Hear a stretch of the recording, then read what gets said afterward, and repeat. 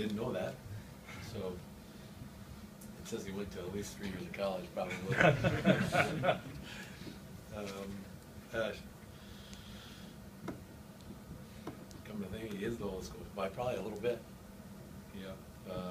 Well, it's Jack and Sam getting on the board for us in the third period. You know, they've played 80 times a game. Hudson's has, but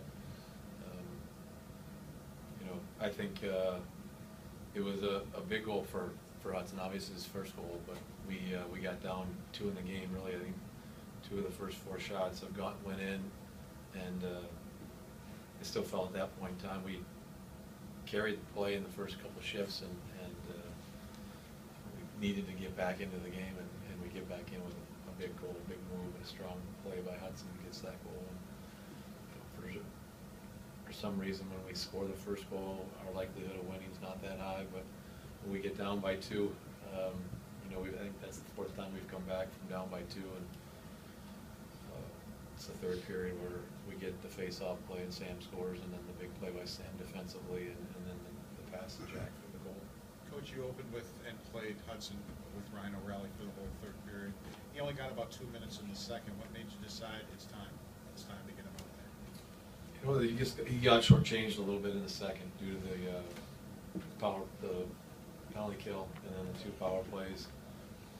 I tried to get him out there in the shift after the power play with Larson and Foligno, and they got shortchanged there a couple times with the penalty that came, and so he didn't intentionally really get the 2 minutes as much as I was looking for opportunities in that period, maybe to play 1 shift with the Riley line and 1 shift with the Larson line, 2 shifts with the Larson line. So I was looking for opportunities, and just felt like in the third period he had shown it. That was a good spot for him to be.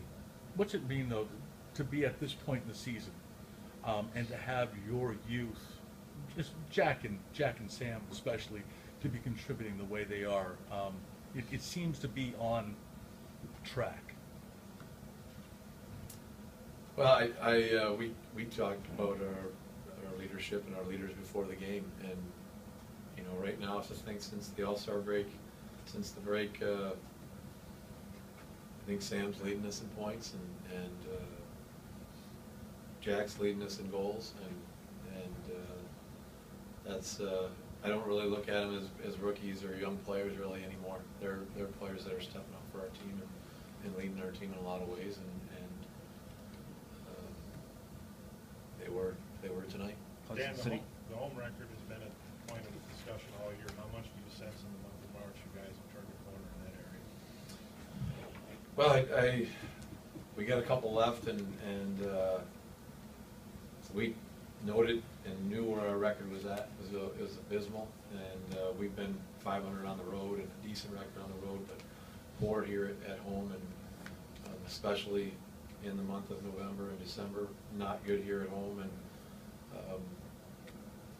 you know, we've turned it around a little bit. We've I think you know, looking back at some of the games that teams have played in our building, and recently, it's been a hard place to come in and play. And you know, we got an Ottawa team that's you kind of outwork and outplay and make it hard for them to play in here, and that's exactly how we want to be and how it should be.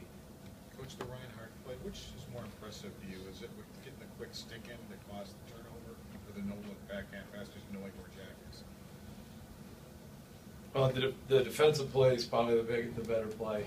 I don't know if you can look at one without the other, because makes the great defensive play. He's got a rush counter matter. He's above the puck and makes a good defensive play. But at the same time he makes that play, he's a right-hand shot. He sees Jack in the middle of the ice, but turns, spins to his backhand, puts it out there for Jack. It's pretty, it's not a 20-year-old play. It's a pretty experienced play. One I know we post-game talking about being a legitimate big-time play to be able to make one like that. Nelson got some time on the power plays. Overall, what do you think his debut? You know, we got the opportunity on the power play there, the second power play, and we just forgot to tell him to shoot the puck. But he was skating well, distributing well, moving to the middle of the ice, and didn't, I was like him to see you look to the net and take a shot. But I thought he skated really well. I thought he's showed how he can skate and move. It was fine defending. I think it was Wheeler right in front of our bench, or it was a defensive play, and he skated over with great footwork, great speed, got over, broke up the play, knocked the player down, and I think it was either Wheeler or I don't think it was Bufflin, but it was a big play. It was a physical play, but really because of his ability to skate, he defended well, and I think it's right from the beginning, first shift, he had the play on the wall in the offensive zone where he kind of shot past Gergensen in front of the net. And then there was one later in the third period where with his feet, with his skating, he got the puck off the wall, moved in the middle, made a great shot, almost tipped in, and it looked pretty solid with what he can do.